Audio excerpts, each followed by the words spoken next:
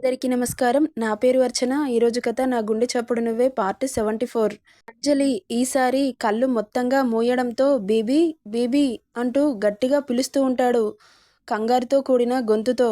ఈసారి పలకట్లేదు అంజు. అతనికి టెన్షన్తో చెమటలు పట్టేస్తున్నాయి. అంజలి కళ్ళు తెరువు, లేకపోతే చంపేస్తా ప్లీజ్ అంటూ తన బుగ్గలని గట్టిగా తడుతూ ఉంటాడు. అంజలికి కడుపులో నుండి రక్తం ఏరులై పారుతుంది. ఏం చేయాలో అర్థం కావట్లేదు అతనికి. తన లైఫ్లో ఇంత టెన్షన్, బాధ ఎన్నడూ ఎరగదు. టెన్షన్తో గుండె పగిలేలా ఉంది అతనికి. కార్ని ఇంకా హై స్పీడ్లో గాలిలో తీసుకుపోతున్నాడు. ఆ కార్ని ఏ పరిస్థితుల్లో నడుపుతున్నాడో కూడా తెలియట్లేదు అతనికి. తల తిప్పి ఆమెని చూస్తూ జాలిగా అంజు అని పిలిచి నిర్జీవంగా ఉన్న ఆమెను చూస్తుంటే మనసు కకావికలమవుతుంది అతనికి. అంజు అని గట్టిగా ప్రేమగా పిలుస్తూ తనని ఒక చేత్తో దగ్గరికి అదుముకొని వాళ్ళిద్దరి మధ్య గాలి కూడా చొరబడలేనంత గట్టిగా హత్తుకొని ఆమె తల మీద ముద్దు పెట్టి ఆమె మోముని చూడగానే పెళ్లి కూతురు ఎలా ఉంటుందో అలా తలపిస్తుంది తన మోము. చూస్తున్న హర్ష కళ్ళు మనసు బాధతో నిండిపోయింది. గుండె భారంగా మారిపోతుంది అతనికి. ఆమె పెదవులు అంటే ప్రాణం అతనికి.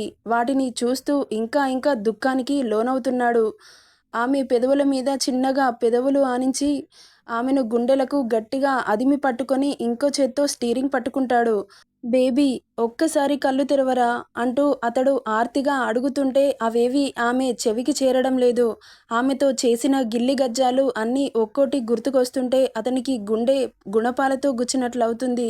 హాస్పిటల్ శ్రీనివాస్పురంకి దూరంగా ఉండడంతో 350 స్పీడ్లో తీసుకొస్తున్నాడు. ఇక తనని ఎలాగైనా కాపాడుకోవాలి అన్న ఆలోచన మాత్రమే ఉంది అతనిలో. ఇక 5 నిమిషాల్లో హైదరాబాద్కి చేరుకుంటారు. యశోద హాస్పిటల్ ముందు కార్ ఆపి తనని అమాంతం లిఫ్ట్ చేసి డాక్టర్ అని గట్టిగా అరుస్తాడు. అతని అరుపుకు అందరూ బయటకు వచ్చి సినిమా చూస్తున్నట్లు చూస్తూ ఉంటారు. అంతలో నర్స్ స్ట్రక్చర్ తీసుకురావడంతో దాని మీద పడుకోబెట్టి డాక్టర్ కూడా అవైలబుల్ ఉండడంతో డైరెక్ట్గా ఆపరేషన్ థియేటర్కి తీసుకెళ్తారు. వెంటనే కిరణ్కి కాల్ చేస్తాడు. హర్ష జరిగిందంతా చెబుతాడు. అవునా, అలా జరిగిందా అని షాక్ అయి సరేరా నేను 5 మినిట్స్లో హాస్పిటల్లో ఉంటాను అని అనుకుంటూ వెంటనే హాస్పిటల్కి బయలుదేరతాడు కిరణ్. హర్ష 2 చేతులతో తల పట్టుకొని కూర్చుంటాడు.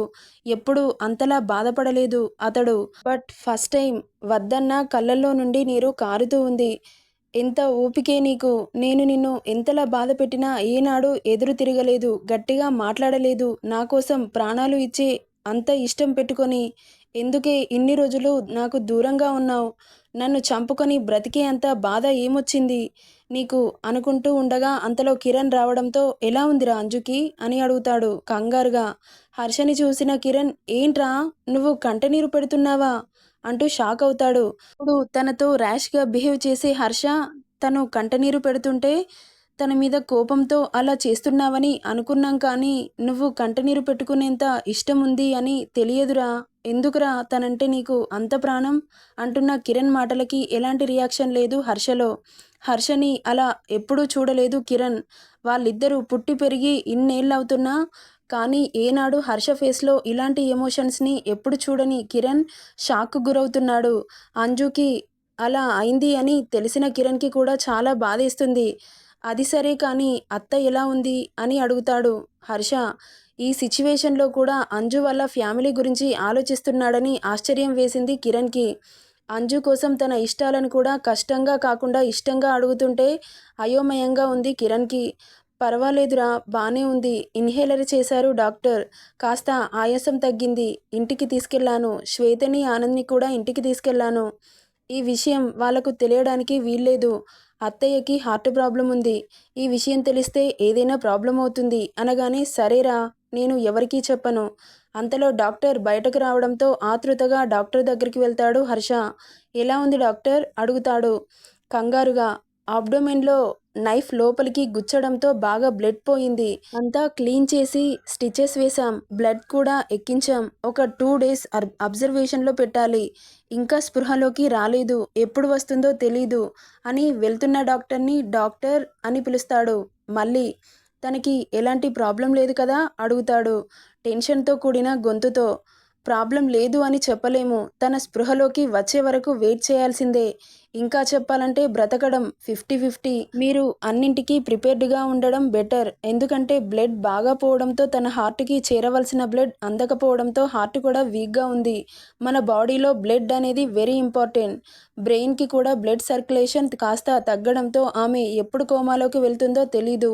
సో, మా ప్రయత్నం మేము చేస్తున్నాం. తర్వాత దేవుడి దయ అని అక్కడి నుండి వెళ్ళిపోతుంది. ఆమె మాటలు విన్న హర్షకి బ్రెయిన్ ఒక్కసారిగా మొద్దుబారిపోతుంది. టెన్షన్‌తో హార్ట్ బీట్ పెరిగిపోతుంది. చెమటలు పట్టేస్తున్నాయి. శివరం కూడా స్టార్ట్ అవుతుంది. అతన్ని అబ్జర్వ్ చేసిన కిరణ్ హర్ష దగ్గరికి వచ్చి హర్షని పట్టుకుంటాడు. హర్ష, మరి ఇంత డీలా పడిపోతే ఎలారా? నువ్వేనా అసలు? ఏంట్రా ఇలా అయిపోయావు? అని అంటున్న కిరణ్ మాటలు హర్ష చెవికి ఎక్కడం లేదు. ఒక్కసారి బ్రతికి వస్తే తనకి ఎలాంటి ప్రాబ్లం రాకుండా చూసుకుంటాను. ఒకే ఒక్కసారి ప్రాణాలతో బయటపడు అంజు. నీకు చీమ కుట్టకుండా చూసుకుంటాను. ప్లీజ్ రా అంటూ మనసులో ఆమెని రిక్వెస్ట్ చేసుకుంటున్నాడు. అంజుకి ఏం కాదురా, నువ్వు టెన్షన్ పడకు. అంత మంచి మనసున్న తనని అంత త్వరగా తీసుకెళ్ళడు. తనకి ఏం కాదన్న నమ్మకం నాకుంది. నువ్వు కూడా అంతే ధైర్యంగా ఉండాలిరా. అలా డీలా పడిపోతే ఎలా చెప్పు అంటూ తనకి ఇంకాస్త ధైర్యం చెబుతాడు కిరణ్. హర్షకి అంజు అలా అవ్వడానికి కారణమైన వారిని గుర్తు చేసుకుంటే కోపంతో పిడికిలి బిగుసుకొని దవడ కండరాలు బయటికి తేలుతున్నాయి. ఫేస్ మొత్తం ఎర్రగా మారిపోతుంది. బీపీ సర్రున పెరిగిపోయి, రేయ్ నిన్ను బ్రతకనివ్వన్రా, వస్తున్నా ఆగరా, నా భార్యను ఇలా జీవోత్సవంలా చేసిన నువ్వు ఒక్క సెకండ్ కూడా భూమి మీద బ్రతకడానికి వీల్లేదు అని అనుకుంటూ అక్కడి నుండి వెళ్తుండగా కిరణ్ హర్ష చెయ్యి పట్టి ఆపి, ఎక్కడికిరా, ఇంకా కొన్ని లెక్కలు తేలాలి, వాటిని తేల్చుకొని వస్తాను.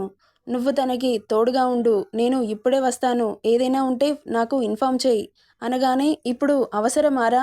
అంజలి సేఫ్గా ఉంది అని తెలిసాక వెళ్దువులే. అలా ఆవేశపడకురా.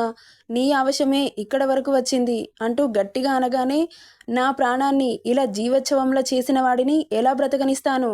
తను ఎంత బాధ అనుభవించిందో అంతకంటే రెట్టింపు బాధని వాడికిస్తాను. టార్చర్ అంటే ఏంటో చూపిస్తాను. ఈ టార్చర్ కంటే చావే నయం అనుకోవాలి. నా ప్రాణాన్ని ఇలాంటి సిచ్యువేషన్‌లో ఉంచినవాడు 1 సెకండ్ కూడా వాడు భూమి మీద బ్రతకడానికి వీల్లేదు. నన్ను ఆపకు కిరణ్. చెప్పింది చెయ్ అని విసురుగా అక్కడి నుండి కార్ దగ్గరికి వచ్చి కార్ స్టార్ట్ చేసి ఫాస్ట్‌గా అక్కడి నుండి భువనగిరికి కార్‌ని పరుగులు పెట్టిస్తాడు.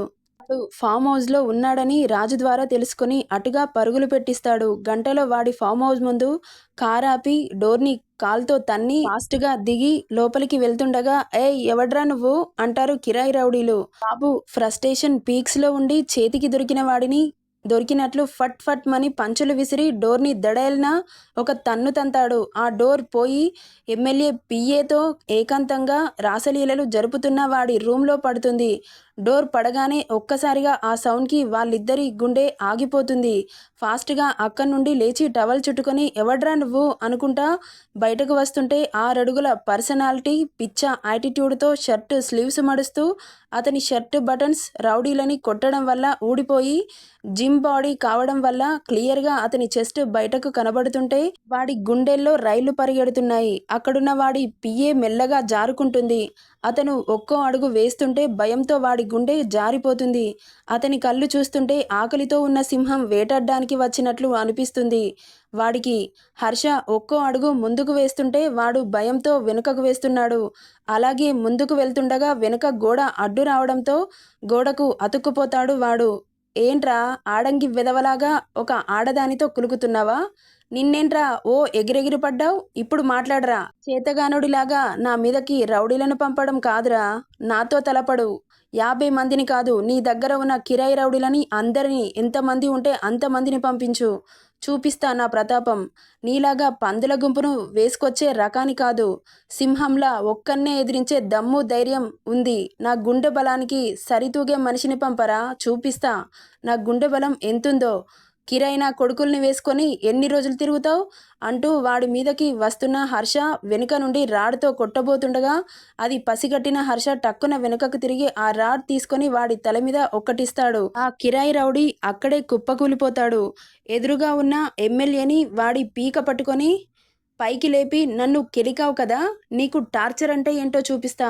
నాతో పెట్టుకున్న ఏ ఒక్క మగవదవ బ్రతికి బట్టగట్టలేదు, నువ్వు కూడా అంటూ వాడిని వాడి ఫామ్ హౌస్లో వాడి బెడ్రూమ్లో కట్టేసి వాడి మౌత్కి ప్లాస్టర్ వేసి డోర్స్ అన్నీ క్లోజ్ చేసి రూమ్ని గాలి కూడా చొరబడలేనంతగా ప్యాక్ చేసి అందులో కార్బన్ మోనాక్సైడ్ సిలిండర్ని ఓపెన్ చేసి డోర్స్ క్లోజ్ చేసి బయటకు వస్తాడు.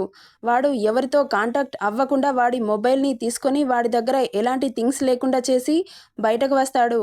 అంతలో వెనక నుండి సడన్గా వచ్చి హర్షని పొడుస్తాడు ఒకడు.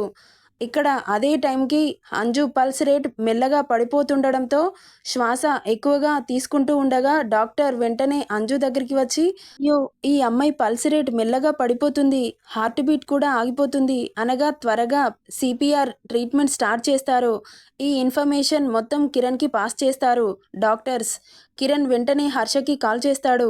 ఎక్కడున్నావురా, ఇక్కడ అంజు పరిస్థితి సీరియస్గా ఉంది, త్వరగా రారా అనగానే ఆ న్యూస్ విన్న హర్ష కత్తిపోటు కంటే అంజుకి ఏమవుతుందోనన్న టెన్షన్లో తన నొప్పిని కూడా మరిచి అదే కత్తితో వాడిని కసకసా పొడిచేసి అక్కడి నుండి గంటలో యశోద హాస్పిటల్లో ఉంటాడు బాబు. అప్పటికి డాక్టర్స్ వాళ్ళ ప్రయత్నాలు చేసి స్పెక్స్ తీస్తూ బయటకు వస్తున్న డాక్టర్స్ హర్షకి ఎదురవడంతో షీఈజ్ నో మోర్ అని చెప్పడంతో హర్ష గుండె ఆగిపోతుంది. అలాగే స్టాచ్యూలాగా నిలబడిపోతాడు. వెనుక నుండి హర్షని తడుతూ, హర్ష ఏమైందిరా, ఎవర్రా నిన్ను పొడిచింది అంటూ అతను అరుస్తున్నా హర్ష చెవికి చేరడం లేదు. అంజలి దగ్గరికి పడుతున్నాయి అడుగులు. నిర్జీవంగా ఉన్న అంజుని చూసి, రేయ్ ఒకసారి అంజలిని చూడరా అంటూ తన బెడ్ దగ్గరికి తీసుకువస్తాడు కిరణ్. హర్ష లాస్ట్ అండ్ ఫైనల్గా అంజలిని చూడరా అంటూ కంటనీరు పెడతాడు కిరణ్. హర్షకి బ్రెయిన్ స్ట్రక్ అయిపోవడంతో తనకి కంట్లో నుండి నీరు తెలియకుండానే జలజల రాలి అంజు కనురెప్పల మీద పడతాయి.